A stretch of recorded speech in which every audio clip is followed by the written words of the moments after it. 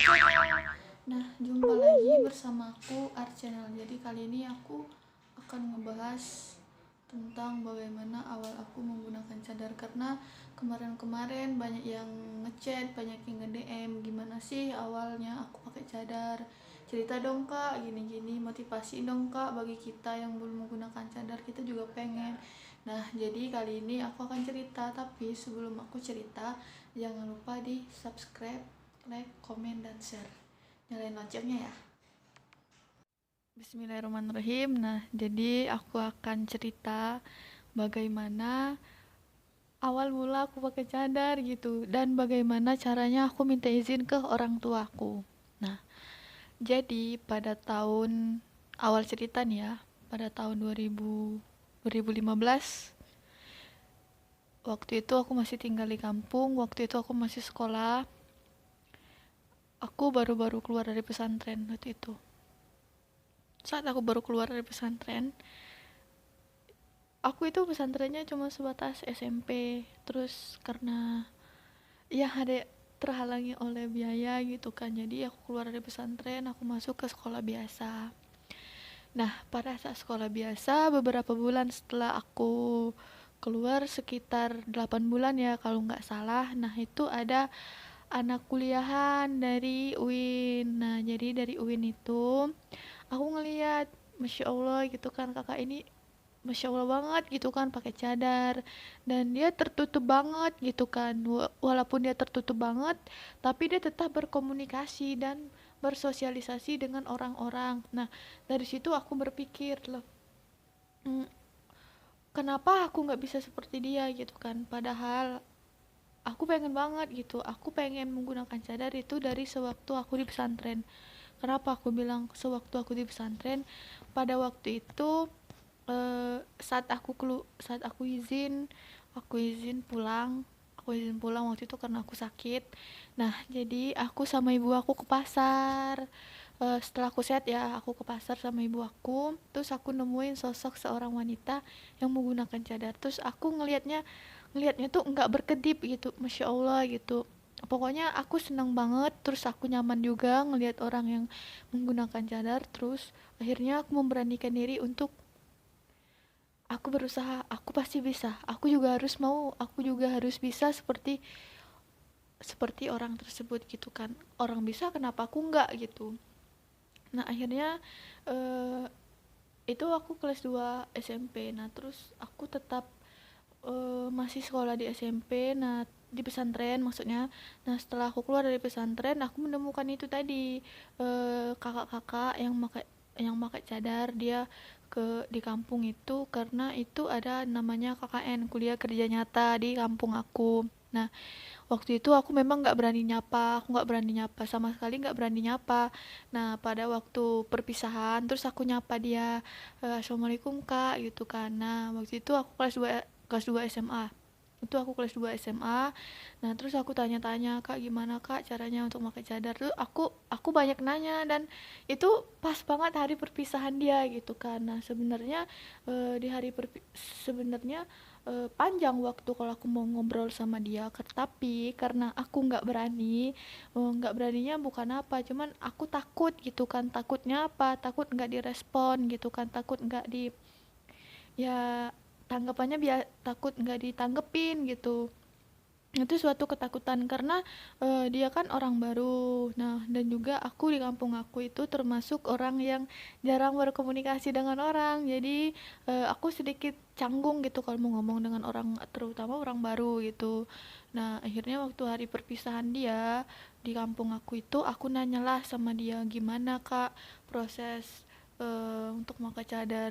Terus dia cerita cerita panjang lebar, dia cerita panjang kan sama aku, dan aku merasa Masya Allah, aku bisa nih, aku pasti bisa. Nah, terus aku berkata kepada kakak itu, kak aku pengen juga pakai cadar, bisa nggak ya aku pakai cadar? Bisa kok dek, katanya kan, nggak ada yang nggak mungkin, kun fayakun katanya gitu.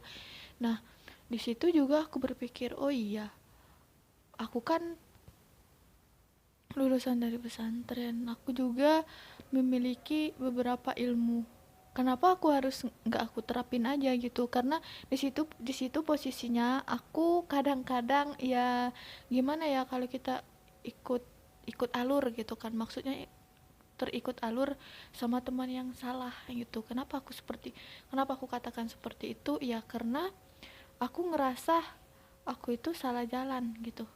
Kenapa aku katakan aku salah jalan? Ya salah jalan, aku suka ngikutin teman aku yang sebenarnya aku tahu itu salah tapi aku lakuin gitu, kayak gitu. Iya, walaupun aku nggak pacaran tapi ada sisi-sisi yang eh, nggak boleh tapi aku lakuin, contohnya ngegibah. Nah, aku pernah, walaupun aku nggak ngegibahin tapi aku ngedengar. Nah kan kalau kita ngedengar itu juga termasuk ke gibah gitu, itu kan udah dosa besar. Nah dari situ aku berpikir, kenapa sih aku nggak seperti dulu aja. Semasa aku di pesantren hidup aku nyaman, aku nggak pernah ngerasain risih dalam kehidupan. Nah dan pada akhirnya aku terus ngejalanin, dan dari situ aku mulai, iya walaupun aku sekolah pakai kerudung syar'i, eh, beda sama orang gitu kan. Nah tapi aku tetap ngerasa aku masih kurang gitu kan, aku masih banyak salah.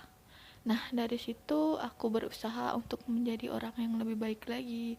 Dari sholat aku perbaiki, dari tingkah laku, dan aku nggak pernah lagi ngikutin alur teman yang salah. Dari situ orang tua aku ngelihat,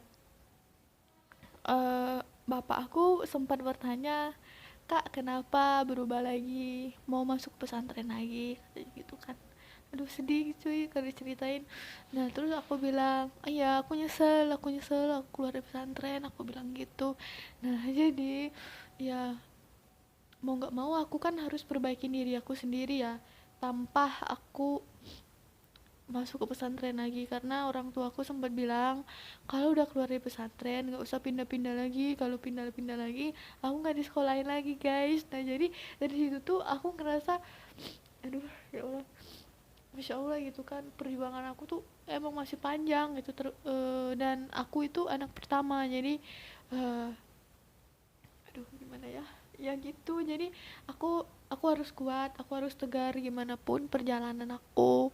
Dan pada akhirnya aku kembali kepada apa ya, apa yang aku kerjain semasa aku di pesantren. Contohnya seperti habis sholat aku baca Al-Quran sampai habis isya baru selesai. Nggak habis apa, bukan bukan hal langsung gitu, maksudnya habis sholat itu aku baca Al-Quran dan murotal ya, walaupun hafalan aku beberapa hilang.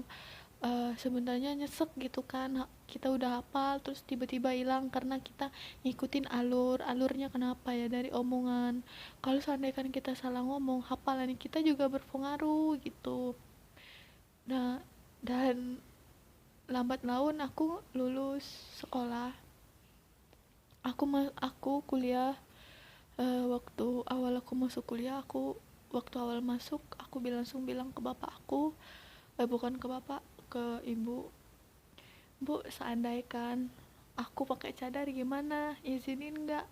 Nah di situ tuh hati aku gimana gitu, itu tuh sedih banget, takut takut nggak diizinin gitu. Kayak maklum kalau orang kampung kan nganggapnya cadar itu aneh, teroris lah, inilah itulah. Nah tapi di situ tuh aku tuh tekad aku tuh kuat gitu, aku harus bisa, aku pasti bisa nih, nggak ada cerita nggak bisa. Nah dan pada akhirnya ibu aku cuma jawab begini, terserah kamu, yang pakai kamu, tapi yang ibu pikirkan ntar apa kata orang, terus ntar kamu siap nggak dengerin omongan orang, terus kamu makan gimana, kamu minum gimana. Itu banyak pertanyaan di kepala ibu aku, cuman aku bisa, ya makan tinggal makan bu, minum tinggal minum, omongan orang nggak usah didengerin, aku dia aku bilang gitu ke ibu aku. Terus ibu aku bilang, ya silakan, kalau memang keputusan itu yang terbaik untuk kamu, kata ibu aku.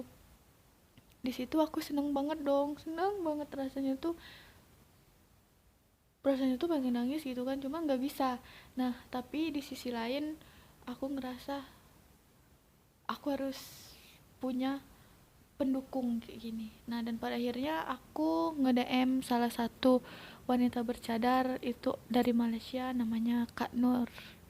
Kak Nur Kak Nur Asia, Kak Nur, nah pokoknya ada Nur-Nurnya. Nah, aku lupa namanya siapa karena sekarang kontaknya udah nggak ada karena hilang. Nah, di situ aku nanya, Kak gimana Kak kalau aku mau pakai cadar. Jadi tuh aku kayak sharing-sharing gitu sama dia. Nah, terus aku dikasih masukan, aku dikasih ilmu gitu kan. Terus aku dimasukin ke dalam grup hijrah gitu kan untuk menambah ilmu dan wawasan aku. Nah, dan pada akhirnya aku pakai cadar. Aku benar-benar pakai. Cuman waktu itu aku dari nggak pakai dari rumah, tapi orang tua aku tahu kalau aku udah pakai. Kenapa aku nggak pakai dari rumah? Aku menghindarin dari orang-orang di kampung karena aku sudah tahu orang di kampung itu nganggapnya itu adalah hal yang ya gimana gitu kan, susah diungkapin gitu. Nah, dan pada akhirnya itu selama kurang lebih 6 atau 7 bulan aku pakai secara diam-diam.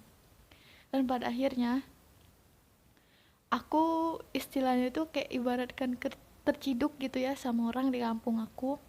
Waktu itu aku beli kuota internet, dia juga beli kuota internet. Nah, aku awalnya nggak ngeh kali itu adalah orang di kampung aku ya. Jadi dia di sebelahku, terus dia nyapa aku, kamu kamu anak kan katanya gitu. Terus aku kaget dong. Terus aku mau jawab apa ini dalam hati kan.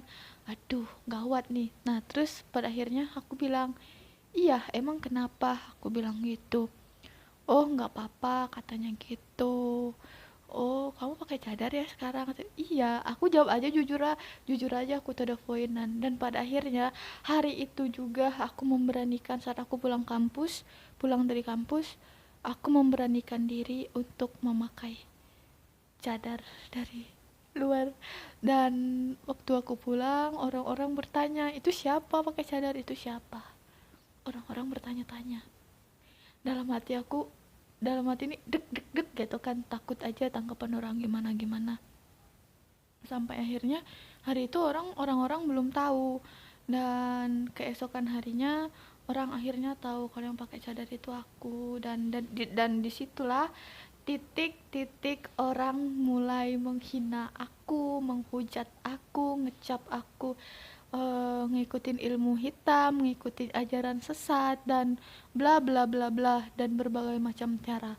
Dan aku juga pernah dilemparin pakai botol yang berisi batu. Bayangin, botol berisi batu dilemparin ke aku.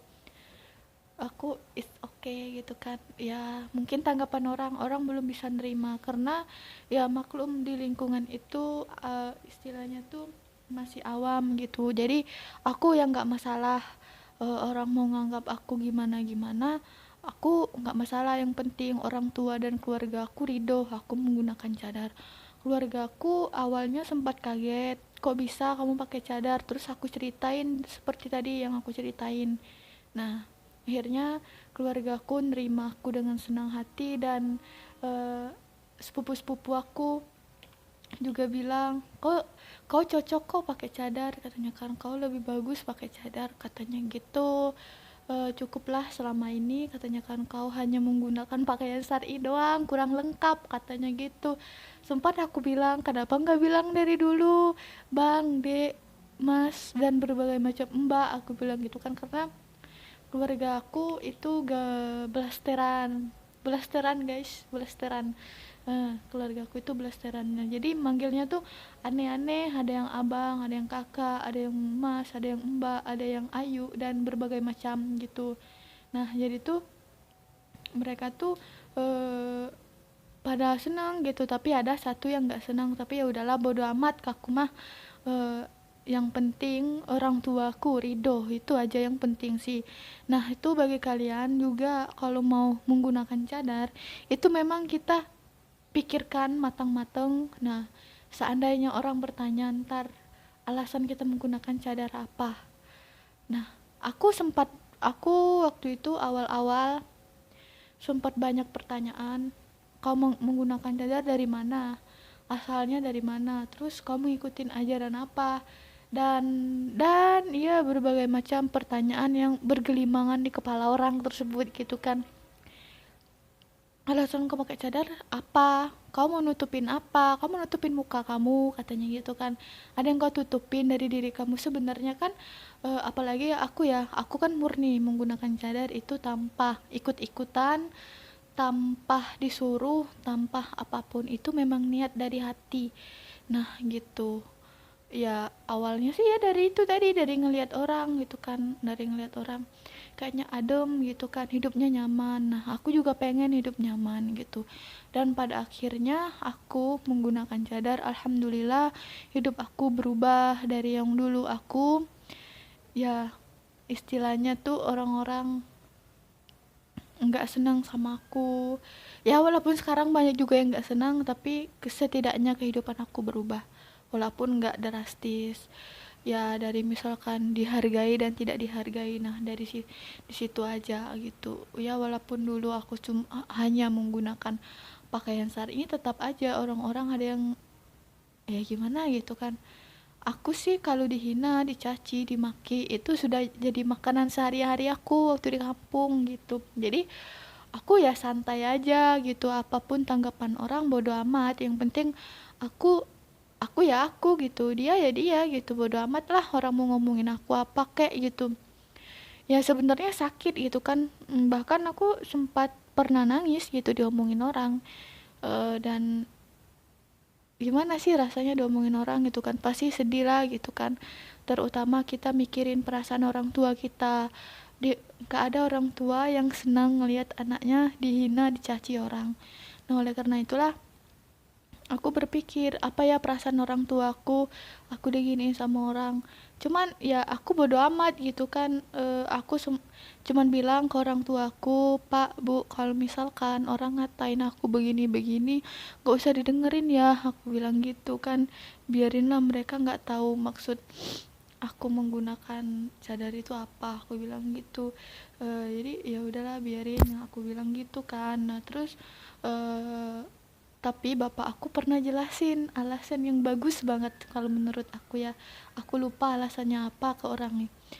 Orang itu sempat nanya ke bapak aku gini, kenapa sih anak kau tuh pakai cadar bang, pakai cadar tertutup banget, katanya begini begini, pokoknya begitu deh. Nah terus bapak aku jelasin dengan nggak tahu deh bapak aku jelasin gimana, aku lupa. Dan orang itu nanggapinya dengan masya Allah, orang itu nerima aku. Nah dan di situ kita bisa tahu gitu, segimanapun orang tua kita pasti dia menginginkan anaknya yang terbaik. Jujur aja, orang tuaku, bapak ataupun ibu aku, dia pakaiannya biasa aja, nggak seperti aku. Hanya aku cuma dua bersaudara yang seperti ini tuh hanya aku. Adik aku dia biasa-biasa aja, walaupun dia rajin sholat, dia dia rajin sholat dan beribadah, tapi pakainya tetap biasa, rambutnya gondrong, dan kerjaannya main game. Dan ya seperti itu bagaimana anak muda sekarang, cuman hanya akulah yang berbeda. Dan sampai akhirnya aku memutuskan untuk pergi ke kota, dan sekarang aku tinggal di ibu kota. Nah jadi seperti itu guys. Nah jadi bagi kalian yang ingin menggunakan cadar, semangat. Semoga nanti Allah memberikan hidayah kepada orang tua kalian yang kalian tidak diizinin menggunakan cadar. Semangat, semoga apapun keinginan kalian bisa terwujud, tercapai, dan semoga istiqomah. Cukup sekian dari aku. Uh, oh ya, jangan lupa di subscribe, like, komen, dan share. Dadah, waalaikumsalam. Wassalamualaikum warahmatullahi wabarakatuh.